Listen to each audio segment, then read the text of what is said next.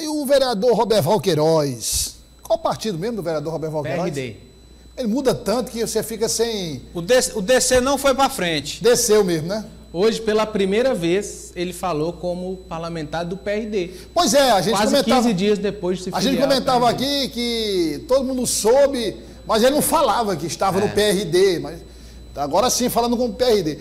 Eu queria, antes de vocês passarem alguma informação específica sobre o vereador Roberval Queiroz, eu acho o vereador Roberval Queiroz uma figura assim, meio enigmática, assim, algo meio, digamos, às vezes de fácil compreensão, às vezes de difícil compreensão, às vezes são falas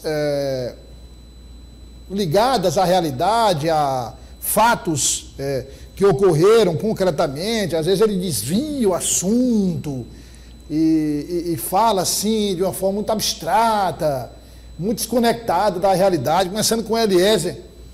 É uma figura, digamos, ímpar, né? Assim, causa polêmica, né, Eliezer? Sim, Douglas. Já chegou a dizer, numa calorosa discussão em plenário, que em Teresina não há facções. Foi duramente repreendido na época, contestado pela imprensa, pela população, pela opinião pública.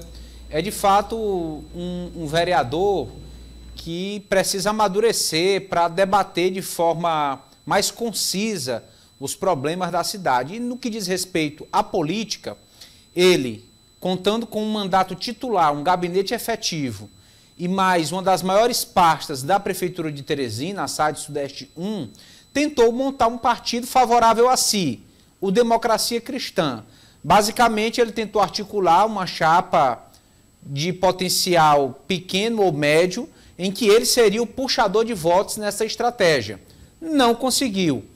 Partidos, até aliados do próprio Palácio da Cidade, cooptaram pessoas, pré-candidatos que estariam no Democracia Cristã, e o Democracia Cristã acabou não subsistindo, não se viabilizando. Existem pessoas filiadas que podem ser candidatas pelo Democracia Cristã? Sim, mas a chapa perdeu a característica competitiva, a condição realmente de estar no pleito de uma forma que venha a garantir um sucesso para a conquista de cadeiras na Câmara Municipal. Então o vereador, ele e a sua esposa procuraram um outro caminho, se filiaram ao PRD. PRD, que é o partido com o maior número de vereadores e ex-secretários ligados à gestão municipal. Tássio Cruz, fazendo um balanço, é o primeiro mandato do vereador Roberval Queiroz. Isso. Né? Ele foi efetivado ou foi eleito? Não, foi eleito com 1.500 votos. Acho que com o menor número de votos, né? Menos votado. Foi a última vaga dos 29. Você que acompanha com o Eliezer todos os dias, a Câmara Municipal, a Assembleia Legislativa, mas já que a gente está falando especificamente da Câmara Municipal, o vereador Roberval Queiroz, na sua avaliação, soube aproveitar essa oportunidade? Ou ele, durante todo esse tempo, nós estamos no 4º ano de mandato, estamos no último ano de mandato, ou ele conseguiu, ou ele não conseguiu, gerou muito mais polêmica, perdeu muito mais oportunidade do que aproveitou? Eu colocarei aqui, Douglas, mais duas polêmicas antes de começar a avaliar. A gente teve uma que não foi resolvida, que foi aquela do aumento do número de decibéis dos bares, né, que o governo do estado propôs uma discussão de regulamentar, principalmente casas de show e bares, e ele foi um autor do projeto que poderia elevar, né, o número de decibéis permitidos a alguns bares, o que repercutiu mal também, e o projeto não andou. E outro ponto polêmico, outra polêmica, foi essa relação ruidosa, essa relação complicada com a base do prefeito, porque em muitos momentos ele entrou em atrito com os pares da base do prefeito. Recentemente, Antônio Zé Lira chegou a acusar ele de tentar ser dono da prefeitura, né? Porque em determinadas obras, ele, Antônio Zé Lira, sequer poderia ir, porque era obra da SAAD Sudeste, que era comandada pela esposa, né, de Capitão Roberval, agora o filho. Eu destacaria, Douglas, que no âmbito de vereança, no âmbito de parlamento, ele não conseguiu um bom relacionamento com os pares, não é visto como um vereador influente dentro do parlamento, né? Ele tem um relacionamento ruim com vários vereadores, já chegou a bater boca no plenário com vários vereadores. Agora, no âmbito administrativo, ele soube se aliar e soube estar ao lado do prefeito e foi talvez um dos vereadores que mais teve espaço na gestão de Doutor Pessoa. A sua esposa ocupando uma secretaria importante e vários cargos na Prefeitura de Teresina. Então, ele soube ser um aliado para Doutor Pessoa, mesmo tendo sido eleito na chapa de Montezuma. Ele foi eleito em uma chapa montada por Firmino para eleger 2 vereadores, elegeu Marquinhos Costa e Capitão Roberval, à época o extinto Democratas, e ele conseguiu, sendo o vereador menos votado, com um pouco mais de 1.500 votos, esse espaço e aderiu à base do prefeito. Mas eu diria que um vereador que tem esses dois lados, Douglas, teve um bom relacionamento com o Palácio da Cidade, conseguiu muitos espaços, conseguiu muita verba, mas no parlamento a coisa é bem diferente e o vereador, caso se reeleja, vai precisar praticamente triplicar, né, o seu número de votos. Caso se reeleja, não vejo ele como um dos líderes, né, um vereador referência, um vereador que seja respeitado junto ao parlamento, porque não é essa a impressão que a gente tem. Agora, vamos projetar o seguinte. O Tássio destacou essa capacidade que ele teve de, sendo eleito pela oposição, passar para o Palácio da Cidade, ou seja, para o apoio ao Doutor Pessoa. Precisa saber se ele saberá tornar, digamos, esse capital político que ele conseguiu, essa estrutura, essa base na aliança com o Doutor Pessoa, se ele consegue capitalizar isso através de votos. É a maior dificuldade, né? A maior dificuldade deles. E aí, antes do Tássio começar a análise, eu passo para o Elias na sequência, só colocar um componente, Tássio, que a sigla que ele está não é tarefa fácil não, viu? Não é. Então, eu acho que a maior dificuldade, Douglas, para um vereador de primeiro mandato é essa. É fazer com que a sua base cresça com lideranças ainda em fase de maturação. Então, é um desafio, né? É aquele desafio do primeiro mandato que todos enfrentam. E, assim como o Roberval, eu avaliaria essa legislatura da Prefeitura, que teve ali muitos percalços, muitos problemas com o prefeito, como a legislatura marcada pelos vereadores inexperientes. Nós tivemos aí vários vereadores de primeiro mandato, vereadores que muito pouco atuaram no parlamento, mas aprenderam com a velha política a se aproximar do Palácio da Cidade e hoje praticamente todos esses de primeiro mandato estão alinhados ao Palácio da Cidade em busca de sobrevivência. Eu destacaria aí talvez a vereadora Eusuíla Calisto, que é de primeiro mandato, mas é de uma família tradicional da política, Pedro Calisto muito experiente e por isso está com Fábio Novo, né? Nós temos aí talvez Paulo Lopes, que se alia a Itanandra, que se aliam a Silvio, mas eu diria, Douglas, que vai ser uma gestão, uma legislatura marcada pelos vereadores inexperientes, que muito pouco propuseram no parlamento e que buscaram se aliar ao Palácio da Cidade em busca de sobrevivência, muitos no PRD. Resta saber se a estratégia dará certo ou se vai sobrar para o vereador de primeiro mandato. Aliás, não é tarefa fácil. Se olhando os nomes que estão no PRD, nomes extremamente competitivos, vai ser tarefa fácil, levando-se em conta como ponto de partida a última votação dele. Exatamente. Ele precisa colocar como meta aí pelo menos dobrar essa votação, ou quem sabe triplicar. A legislação avançou, eu considero um avanço, Douglas, no sentido de evitar eleições com votações inexpressivas para cargos proporcionais e evitar também a sobrevivência dos chamados partidos de aluguel, siglas que estavam de maneira oportunista no cenário político, agora desta vez naturalmente se desfizeram. Aquelas chapas muito pequenas ou para servir só a alguns, a interesses isolados ou de grupos restritos, essas chapas se inviabilizaram com o próprio rigor da legislação que exige agora um maior desempenho dos partidos, um maior desempenho dos candidatos para para considerar os eleitos a partir do pleito deste ano. Então, nesse sentido, se na eleição passada o capitão Roberval foi favorecido por uma conjuntura, desta vez, com toda a capacidade que ele teve ao longo desses 4 anos, ele vai precisar de um desempenho individual alto, bem maior do que ele teve em 2020 para se manter no cargo. Bom, falando em Roberval Queiroz, e aí nós falamos aqui, inclusive, comentamos essa questão do partido que ele tentou montar, a Democracia Cristã. Aliás, foi um dos primeiros que foram anunciados como queimou a largada. Outro cedo demais, né? E entrou o componente das forças ocultas, aí, meu amigo, deu no que deu. O vereador comentou o desmonte da chapa proporcional exatamente do Democracia Cristã e a sua filiação ao PRD. Acompanhe.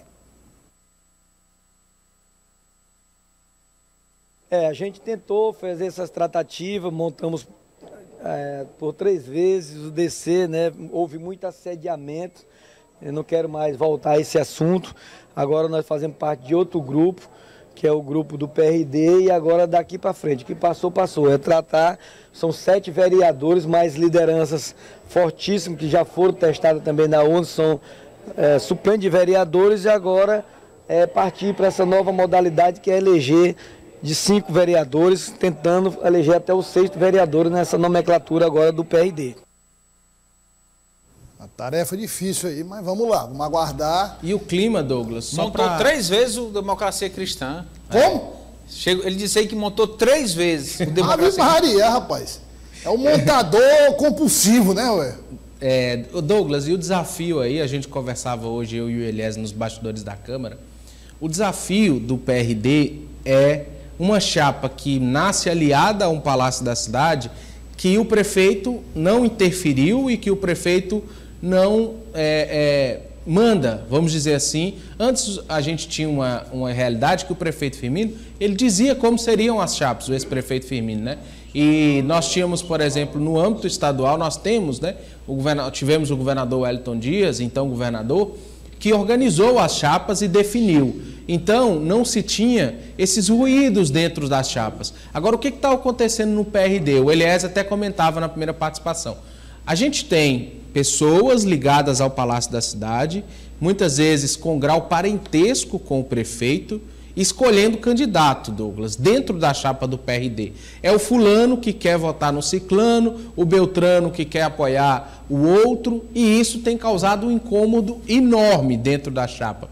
Ocorreria uma reunião ontem, a informação que a gente obteve é que essa reunião deve ocorrer hoje, e esses candidatos querem que o prefeito se pronuncie e que o prefeito evite essa espécie de fogo amigo.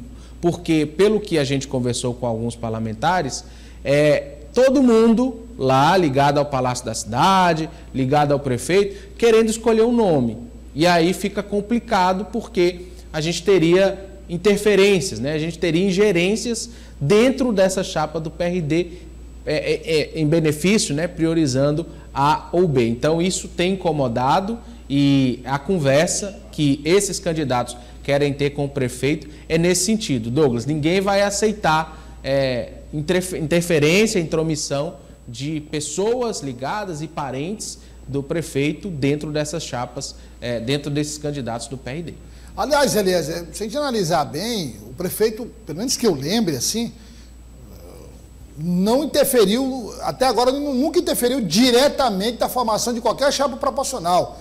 Apesar de ter sido convocado várias vezes por diversos pré-candidatos, mas ele não teve uma participação assim, por exemplo, comparando como participar Firmino Filho. Com caneta, com papel, fazendo todos os cálculos, enfim. Aí é que está o problema, que o Tasso acabou de trazer a informação. Então, o prefeito, o que é que ele disse? Não vou interferir, porque pode ficar alguma, né? Privilegiou fulano que trouxe para cá, desprestigiou cicrano que ficou para lá. O prefeito não participa para evitar qualquer tipo de acusação de beneficiar alguém, mas pessoas próximas começam a dar pitaco, fica pior a situação. Exatamente, Douglas. Em algum momento, o gestor maior, o líder maior, ele é consultado, ele é solicitado para tentar encerrar algum tipo de litígio, desentendimento, divergência.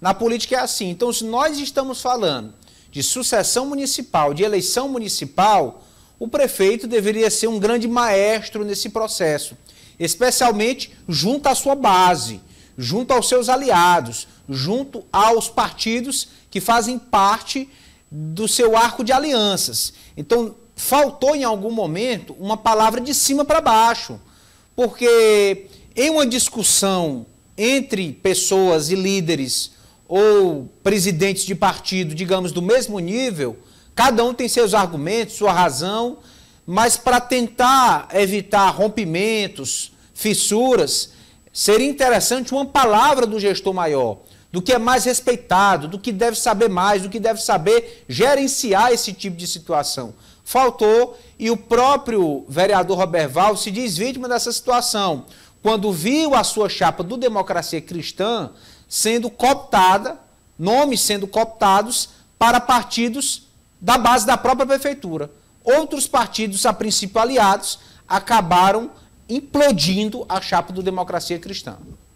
Nunes, como é que ficou a história do líder do prefeito na Câmara? Já resolveu o impasse? Não segue o líder, né? Agora o pessoal está na moda aí, segue o líder, né? Agora não segue, porque não tem, Não né? segue, porque não tem. Eu conversava hoje no cafezinho ali da Câmara com 3 vereadores que são da oposição e até em tom cômico, Douglas, eles diziam, a gente não sabe o que vai acontecer aqui porque não tem líder.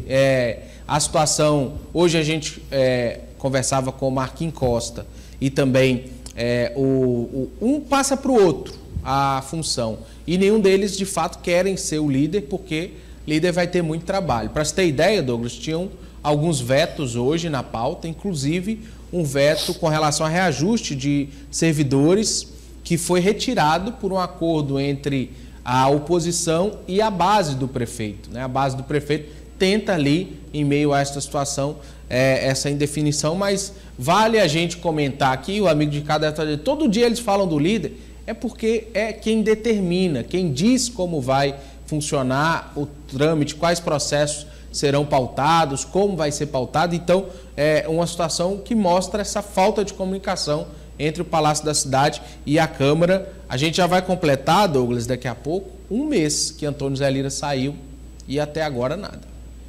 Agora, Elias, tem um detalhe, levando-se em conta a Associação Municipal e o pleito, que vai ser muito disputado, pleito proporcional. A liderança do governo consome tempo, né? Aí o vereador começa a pensar, bom, então eu vou ser o líder do prefeito, tem que ir na prefeitura, reuniões com o prefeito, com secretários, articulação com vereadores, toma muito tempo da campanha. Como esse pleito está sendo extremamente competitivo, todo mundo pensa 2 vezes, né? Além da missão não ser fácil, né? Exatamente, Douglas. Tem esse lado do compromisso que é assumido e vai exigir de quem exercer essa função, especialmente se surgirem algumas pautas polêmicas que exigem mais empenho ainda do líder do prefeito para fazer valer a vontade do Palácio da Cidade. Mas também é interessante observar, Douglas, que esse líder ele consegue um trânsito melhor junto à gestão municipal. Ele deve conseguir com mais facilidade a liberação de emendas, ele deve conseguir ser atendido, contemplado de uma forma mais ágil, e isso também, de certa forma, é interessante em um período pré-eleitoral. Fica a critério do próprio convidado pesar na balança, até que ponto valeria a pena os prós e os contras de exercer uma função como essa. Agora nós vamos falar sobre sistema de transporte público. O deputado estadual Fábio Novo explica como deve funcionar o projeto Tarifa Zero de ônibus na capital. A gente está colhendo algumas entrevistas com pré-candidatos, tratando de temas que serão, obviamente, discutidos durante o processo eleitoral e já antecipando o posicionamento de alguns pré-candidatos para você entender. Acompanhe. É muito simples. Primeiro, a gente precisa ter o ônibus passando. Teresina só tem 200 ônibus. No primeiro ano, dobrar a frota, fazer um pacto pelo transporte, trazer também van, trazer micro-ônibus. Tem lugar que o ônibus grande não entra. E aí nós vamos usar do orçamento da prefeitura. Vamos colocar dinheiro para manter esses ônibus funcionando. No segundo ano, a gente vai trazer dinheiro, por isso a importância de ter um time alinhado com o governo federal, para ir trocando a frota, colocando, substituindo por ônibus elétrico. Já no primeiro ano, a gente zera a tarifa para o estudante que é da rede municipal e o estudante que é da rede estadual. E como você tem um bom time de deputados federais, de senador, de presidente da República e governador, juntos nós vamos colocar dinheiro no sistema para implementando essa política e dar o direito das pessoas de irem e vir. Tássio, nós vamos inclusive trazer, Tássio Eliézer, e você que nos acompanha, os outros candidatos, Geraldo Carvalho, Silvio Mendes, doutor Pessoa, falando desses assuntos. Agora, essa proposta aí, tarefa zero, inclusive, foi levantada pelo próprio doutor Pessoa durante um período, e esse, Tássio, vai ser um tema muito comentado. Nos programas de rádio e TV, nas redes sociais, nas entrevistas, nos debates. Vai ser um dos principais assuntos comentados. Sem dúvida, Douglas. É figurinha carimbada em qualquer discussão que se tenha para a Prefeitura de Teresina. A gente acompanhava ontem um estudo nacional sobre o aumento do número de usuários a partir do momento que você implementa essa tarifa zero.